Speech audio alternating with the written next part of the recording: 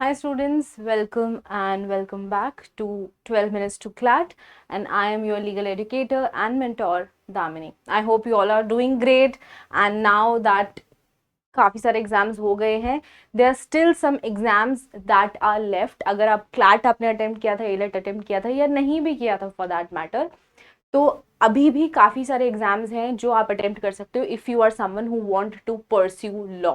Okay, तो one such exam is the CET Common Entrance Test of Jamia Millia Islamia JMI which is in Delhi. Okay, काफ़ी लोग होंगे जिन्हें जामिया के बारे में पता होगा, काफ़ी लोग होंगे जिन्हें जामिया के बारे में नहीं पता होगा. तो अगर आपको नहीं भी पता है तो you do not need to worry, मैं आपको डिटेल में बताऊंगी. And if you are someone who knows about Jamia and you are interested in pursuing law from there, pursuing 5-year law from there, then this video is for you. Okay, so Jamia जो है अपना एक अलग से entrance test conduct करता है. आज हम बात करेंगे उसके बारे में, राइट. तो like every other law entrance test जो कि होता है 5-year लॉ प्रोग्राम्स के लिए लॉ स्कूल्स में, जामिया का एग्जाम भी है जिसकी मेन एलिजिबिलिटी, मेन रिक्वायरमेंट ये है that you must be someone who has a 12th marksheet. ठीक है, तो आपने अगर 12th क्लियर किया हुआ है तो आप एलिजिबल हो इस पर्टिकुलर एग्जाम को लिखने के लिए. Now Jamia earlier used to have a 3-year LLB program, but उसे उन्होंने डिसकंटिन्यू कर दिया था. एंड स्टार्टिंग फ्रॉम 2011-2010 उन्होंने 5-year लॉ के थ्रू एडमिशन लेना चालू कर दिया था. Now the advantage with the 5-year law is that आप स्कूल के बाद डायरेक्टली लॉ परस्यू कर सकते हो for 5 years. You do not need to have a graduation degree and then 3-year law. ठीक है, तो 5-year कोर्सेज का यही एडवांटेज होता है, राइट. सो ये जो एग्जाम है ये होने वाला है ऑफलाइन मोड में, यानी कि आप जब एग्जाम के लिए अपेयर होगे आपको एक सेंटर अलॉट होगा, एक आपको क्वेश्चन पेपर मिलेगा, आपको OMR शीट मिलेगी. तो it's going to be a pen paper based examination, it is going to be an OMR based examination, it is not going to be a computer based test. Computer based test जो होता है CBT, काफ़ी सारे exam CBT mode में होते हैं. And I understand कि काफ़ी लोगों को डिफिकल्टी भी आती है. CBT एग्जाम जो होते हैं वो हमारी स्पीड इम्पैक्ट करते हैं, वो हमारी रीडिंग स्पीड को इम्पैक्ट करते हैं, हमारी अंडरस्टैंडिंग जो एनालिटिकल स्पीड होती है उसको भी इम्पैक्ट करते हैं. But you need not worry again, क्योंकि ये completely pen and paper based है, OMR बेस्ड पेपर है. ओके, इसका ड्यूरेशन कितना होने वाला है? The duration is going to be 2 hours which is 120 minutes. तो 120 minutes का एग्जाम होगा और इसमें क्वेश्चंस होंगे 150. ठीक है, 150 क्वेश्चंस होंगे और 2 hours का ये एग्जाम होगा 120 minutes का. The thing is that for all these objective type 150 questions there is going to be a negative marking of 0.25. Okay, तो जितने भी करेक्ट आंसर है, हर करेक्ट आंसर के लिए आपको 1 mark मिलेगा, और अगर आपका एक भी आंसर इनकरेक्ट होता है तो उसके लिए you will be marked at -0.25. अब इसका मैं आपको एक बार कैलकुलेशन समझा देती हूँ कि ये कैलकुलेशन होता कैसे. ठीक है, suppose you have attempted 4 questions. ठीक है, आपके अटेम्प्ट है 4. ठीक है, अब 4 जो क्वेश्चंस हैं, 4 क्वेश्चंस में से आपका एक क्वेश्चन इज इनकरेक्ट. अब यूजुअली स्टूडेंट्स क्या कैलकुलेशन मिस्टेक करते हैं कि अगर हमने 4 क्वेश्चन अटेम्प्ट किए, 3 सही है तो इसका मतलब हमें 3 मार्क तो मिलेंगे ही मिलेंगे. ठीक है, और हमने ऐसा ये बताना है कि ऐसा होता नहीं. ठीक है, तो जब आपका -0.25 हो रहा है तो वो आपको जो 3 मार्क मिल रहे हैं उसमें ऐसे आपका 0.25 डिडक्ट हो जा रहा है. स्टूडेंट्स मिस्टेक करते हैं कि टोटल 4 का कैलकुलेशन लेते हैं और उस 4 के कैलकुलेशन में से वो 0.25 माइनस करते हैं, तो उन्हें लगता है कि 3.75 जो है हमारा मार्क आ रहा है. ठीक है, पर ऐसा नहीं है. आपका स्कोर यहाँ पे होगा 2.75. क्यों होगा? क्योंकि 3 marks for correct answer you will get and -0.25 for the incorrect attempt. ठीक है, that will make your score 0.25. ठीक है, तो ये कैलकुलेशन समझना बहुत जरूरी है इन ऑल द एग्जाम्स जहां पर नेगेटिव मार्किंग होती है, राइट. ओके, सो मार्किंग स्कीम मैंने आप समझ गए हैं कि मार्किंग स्कीम क्या होने वाली है, राइट. मार्किंग स्कीम यही होगी कि for each correct answer 1 mark and negative 0.25, और सारे ही क्वेश्चन ऑब्जेक्टिव टाइप क्वेश्चन होने वाले हैं. अब इस एग्जाम में सेक्शंस क्या क्या हैं, what all are the sections for this particular examination? As per usual, like all the other mostly all the other examinations जहाँ जो 5-year admission के लिए होते हैं, यहाँ पर भी आपके पास 5 sections हैं. So first section is going to be about legal aptitude, then English, then GS, current affairs and elementary mathematics. Now legal का जो है और जनरल स्टडीज का जो वेटेज है वो वेटेज सबसे ज़्यादा है. They are 40 mark each. ठीक है, दोनों ही सेक्शंस 40 मार्क्स ईच के हैं। उसके बाद जो वेटेज आता है वो इंग्लिश और करंट अफेयर्स का आता है, और मैथ्स का जो वेटेज है दैट इज फॉर 10 मार्क्स। ठीक है, पर इसका मतलब ये नहीं है कि मैथ्स अगर 10 मार्क्स की है तो हमें मैथ्स छोड़ देनी है ना, हमें मैथ्स नहीं छोड़नी है, क्योंकि ये एक ऐसा सब्जेक्ट है जो आपको एडवांटेज देता है, जो आपको एज देता है। ये सब्जेक्ट ऐसा है जिसमें मोस्टली स्टूडेंट्स हैं उन्हें डिफिकल्टी आती है, ठीक है, दे फेस डिफिकल्टी, राइट। तो ये सब्जेक्ट भी आपको पढ़ना है जस्ट बिकॉज थोड़ा कम मार्क का, इसका मतलब ये नहीं कि छोड़ देना है क्योंकि हमें डिफिकल्ट लग रहा है, ठीक है, छोड़ना नहीं है। Let me give you a detailed info about the syllabus of each section. One thing that I would want you to know is that ये जो भी आप डेटा देख रहे हो, ये जो भी आप लिस्ट देख रहे हो सिलेबस की, this is not an exhaustive list. का मतलब क्या है कि अगर ये एग्जॉस्टिव लिस्ट नहीं है तो ये एक इंडिकेटिव लिस्ट है, राइट। इंडिकेटिव का मतलब कि ये टॉपिक्स तो हमने पढ़ने ही पढ़ने हैं, पर अपार्ट फ्रॉम दीज टॉपिक्स हमारे पास कुछ और भी टॉपिक्स हैं जो हमें पढ़ने हैं, जो हमें पढ़ने होंगे। सिर्फ ये टॉपिक्स से पढ़ के हमारा एग्जाम नहीं होना है। और ये बात हम नहीं, ये बात जामिया कहती है, ठीक है। अगर आप उठा के देखोगे जो PYQs हैं जामिया के, you will find a lot of questions जो शायद इसमें आपको नहीं मिलेंगे, ठीक है। तो जामिया का जो सिलेबस है वो सिलेबस खुद ये बात कहता है कि the syllabus is not exhaustive, it is indicative, ठीक है। तो ये जो सारा डिटेल आप देख रहे हो इसमें से आपको मोटा मोटा आइडिया लग जाना चाहिए कि किस तरह के क्वेश्चन आएंगे, ठीक है। तो लीगल में किस तरह के क्वेश्चन आते हैं, लीगल में मोस्टली क्वेश्चन आते हैं टॉर्ट्स, कॉन्ट्रैक्ट्स और फैमिली लॉ के। फैमिली लॉ में भी मोस्टली मुस्लिम लॉ से रिलेटेड क्वेश्चन ज्यादा आते हैं, राइट। क्रिमिनल लॉ हाउएवर जो है, क्रिमिनल लॉ से काफी कम क्वेश्चंस देखे गए हैं। Again if you look at the PYQs, if you analyse the PYQs, you will be able to understand criminal law से जो क्वेश्चंस हैं वो थोड़े कम आते हैं comparatively if you look at these other sections, ठीक है। एंड लीगल मैग्जिम्स जो होती है, लीगल मैग्जिम्स क्या होता है, लीगल मैग्जिम्स कुछ फ्रेजेस होते हैं, कुछ लैटिन फ्रेजेस होते हैं, कुछ जार्गन्स होती है, कुछ वोकैबुलरी होती है जो कि पर्टिकुलरली लीगल कंटेक्स्ट में यूज होती है। अब ये जो लीगल मैग्जिम्स का सेक्शन है ये बाकी सारे एग्जाम्स में लीगल रीजनिंग सेक्शन में ही आता है, but when it comes to JMI CET ये आता है इंग्लिश सेक्शन में, ठीक है। तो even though it's a part of the paper, ऐसा नहीं है कि मतलब इस सेक्शन में नहीं है तो आएगा ही नहीं, ये आएगा पर इंग्लिश सेक्शन के अंडर आता है, ठीक है, because essentially for them vocab is a part of English, ठीक है। सो दैट इज वाई ये इंग्लिश सेक्शन में आता है। बाकी क्या आता है, इंग्लिश में आता है ग्रामर, तो आपकी ग्रामर अच्छी होनी चाहिए, you should be able to solve RCs जो रीडिंग कॉम्प्रहेंशन होते हैं, para jumble, idioms, phrases, synonym, antonym, sentence correction, ये जो सारी चीजें होती है ये सारी चीजें हमें आनी चाहिए इंग्लिश में। करंट अफेयर्स में national international events, government schemes, awards, sports, appointments, legal and constitutional development, social issues, basic economics, okay.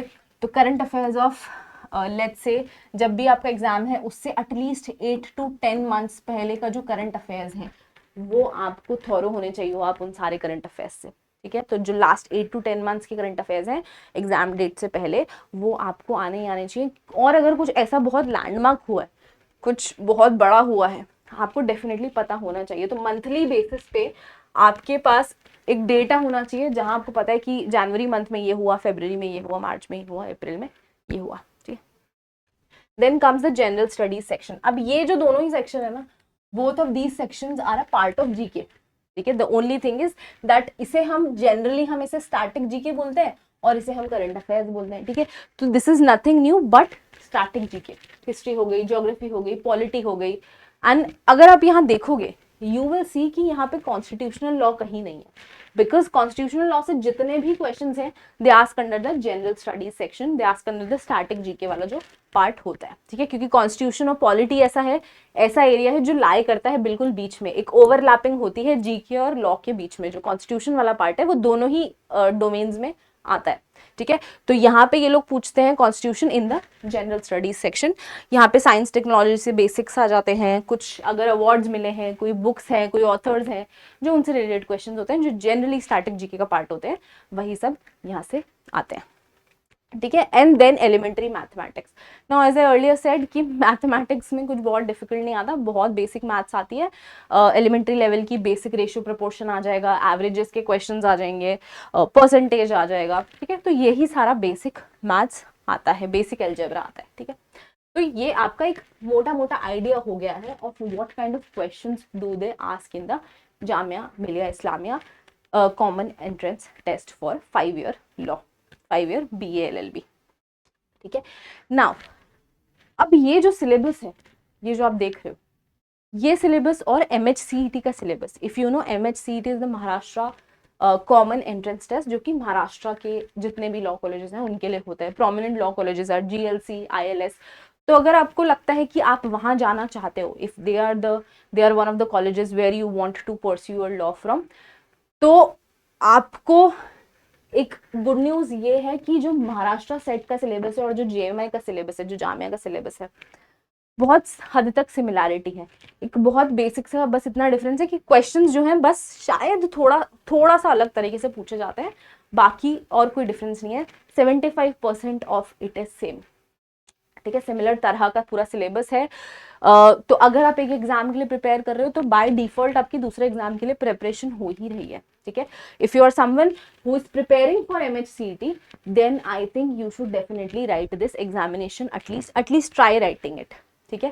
And if you are someone who is writing Jamia का exam, again same thing I will tell you that you should write at least MHCET, at least लिख तो लो, ठीक है। And उसमें अगर आपको हमारी help चाहिए, if you need our help, or mentorship, or guidance, हमारे पास काफ़ी एजुकेटर्स हैं जिनके पास काफ़ी एक्सपीरियंस है, एंड वी आर MHCET में we are actually producing very great results since last few years now. तो अगर आपको हमारी हेल्प चाहिए, you can also enrol in our courses. We have a batch going on for MHCET, एक नया batch हमने launch किया है। तो अगर आपको उसकी डिटेल चाहिए, you can visit our website, you can download our app from the app store और play store, you can also get in touch with our counsellor. तो अगर आपको हमारी हेल्प उसके लिए चाहिए, we are there for you, alright. And अगर by chance if you are enrolling for the course, then the news for you is that you can also get a discount on the price, on the MRP of that purchase of course is, ठीक है। उस discount के लिए आपको क्या करना होगा, उस डिस्काउंट के लिए आपको बस मेरा कूपन कोड डालना होगा, which is DAMINI, okay, and you will get a additional discount when you are purchasing the course, okay। और उन कोर्सेज में आपको क्या क्या मिलेगा, उन कोर्सेज में आपको 1-on-1 मेंटोरशिप मिलेगी, आपको काफ़ी सारे मॉक्स मिलेंगे, सेक्शनल्स मिलेंगे, 24/7 लाइव सपोर्ट मिलेगा, काफ़ी सारे एडिशनल एडवांटेजेस इनके अलावा भी आपको मिलेंगे, okay। So if you need that, go visit our website, alright। Now coming back to this, okay, syllabus अब आपको पता चल गया है कि क्या क्या सिलेबस में आएगा।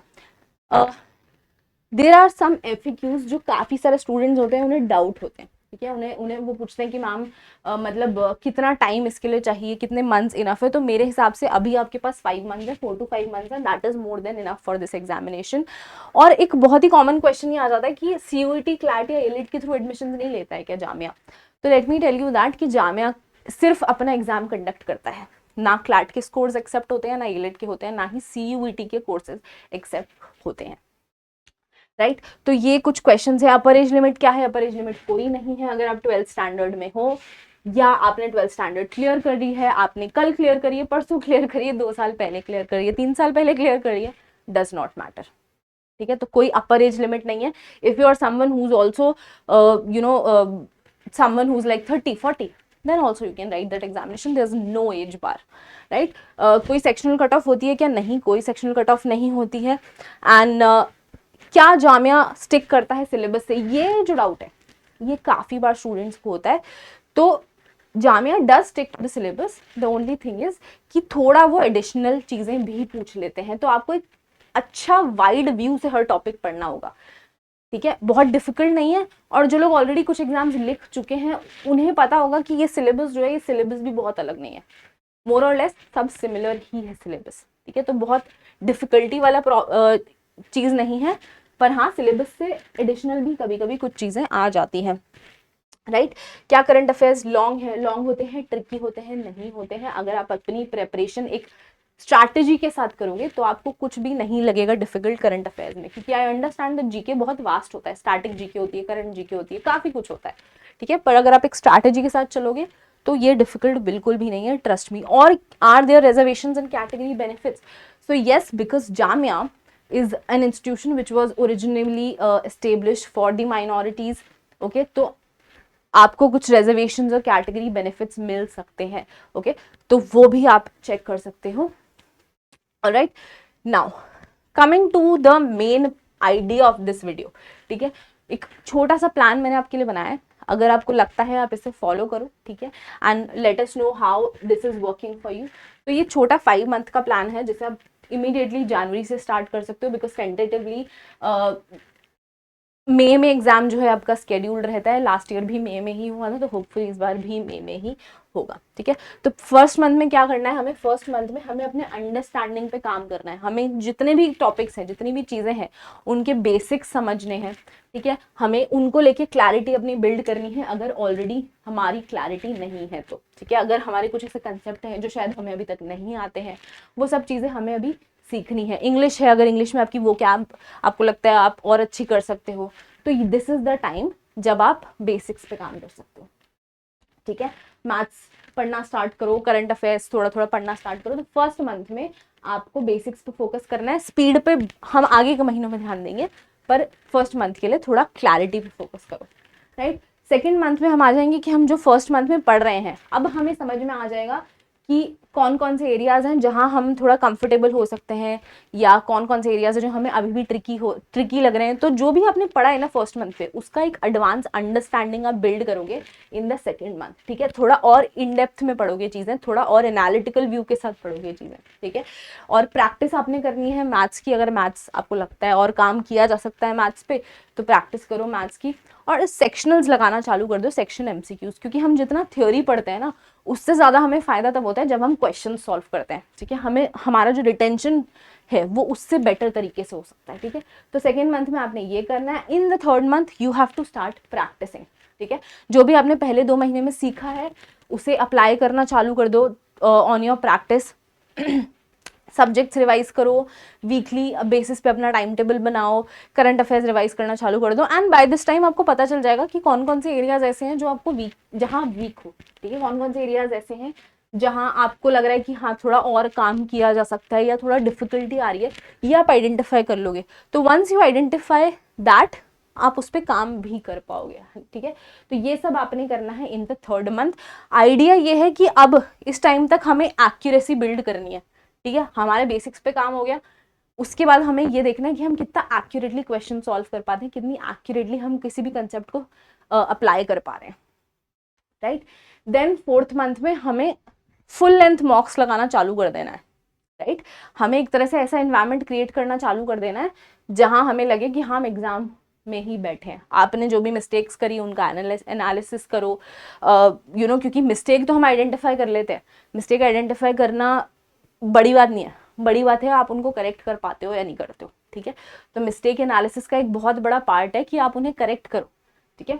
तो वो भी आपने करना है, एनालिसिस करना है गलतियों का। और जितने भी आपकी चीज़ें हैं, आपको लग रहा है कि अभी भी ये कुछ एरियाज हैं जहां मैं थोड़ा वीक चल रहा हूँ या चल रही हूँ, you have to start revising them, right. और इस टाइम पे टाइम मैनेजमेंट आपको थोड़ा देखना पड़ेगा। जितने भी आप मॉक्स अटेम्प्ट कर रहे हो, टाइमली मैनर में करो, है ना। तो काफ़ी टाइम मैनेजमेंट पे आपको यहाँ पे ध्यान देना पड़ेगा, और कोशिश करनी है कि नेगेटिव मार्किंग अब जितनी कम हो उतनी बेहतर है। अटेम्प्ट्स ज़्यादा करने से कुछ नहीं होता, आपके अटेम्प्ट्स सही होने चाहिए, ठीक है। वरना आपकी नेगेटिव मार्किंग आपके सही क्वेश्चंस के मार्क्स को भी ले जाएगी ना, और फिर वो मतलब कोई मतलब नहीं निकलेगा ना उसका। अगर आपने 4 मार्क्स +4 लिया और आपने कुछ गलत करके 1-2 मार्क उसमें से लूज कर दिए, ठीक है। तो अटेम्प्ट पे हमें ध्यान देना है, पर उससे ज़्यादा हमें ध्यान देना है कि कितना एक्यूरेटली हम अटेम्प्ट कर पा रहे हैं, ठीक है।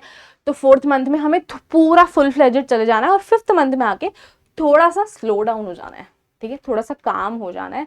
मॉक्स जो हम फोर्थ मंथ में बहुत ज़्यादा लगा रहे थे ना, सेक्शनल्स बहुत ज़्यादा लगा रहे थे, अब हमें उन्हें थोड़ा कम कर देना है, ठीक है। फिफ्थ मंथ में आके थोड़ा कम हो जाओ, थोड़ा स्लो डाउन हो जाओ, थोड़ा थोड़ा मतलब ब्रेक लो, बहुत ज़्यादा मत पढ़ो, ठीक है। पर इसका मतलब ये नहीं कि पढ़ो ही मत, इसका मतलब ये नहीं है कि रिवीजन नहीं करना छोड़ दो, वो नहीं करना है। कुछ एरियाज होंगे जहां आप अभी भी वीक हो, उनको थोड़ा समझने की कोशिश करो, स्ट्रॉन्गर एरियाज को रिवाइज करो।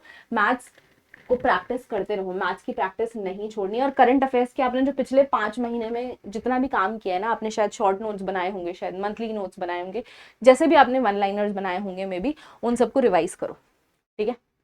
और मॉक बहुत ज़्यादा सॉल्व नहीं करने, easy, take it easy, easy going जाना है। एंड अगेन एक्यूरेसी और अटेम्प्ट में हमें देखना है कि एक्यूरेसी हमारी ज़्यादा हो। उसके अलावा इस एग्ज़ाम में और कुछ भी बहुत डिफिकल्ट नहीं है, it's a very easy exam, ठीक है. So I hope I was able to help you out in this session. And if you have any questions, any doubts about this particular examination, and anything, basically anything about this examination, you can drop in your comments in the comment box below. अब वहाँ हमसे पूछ सकते हो. We will be more than happy to help you out with your examinations.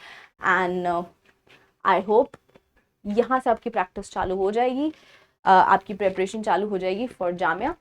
And I will see you all in another video. Till then, take care. Bye bye.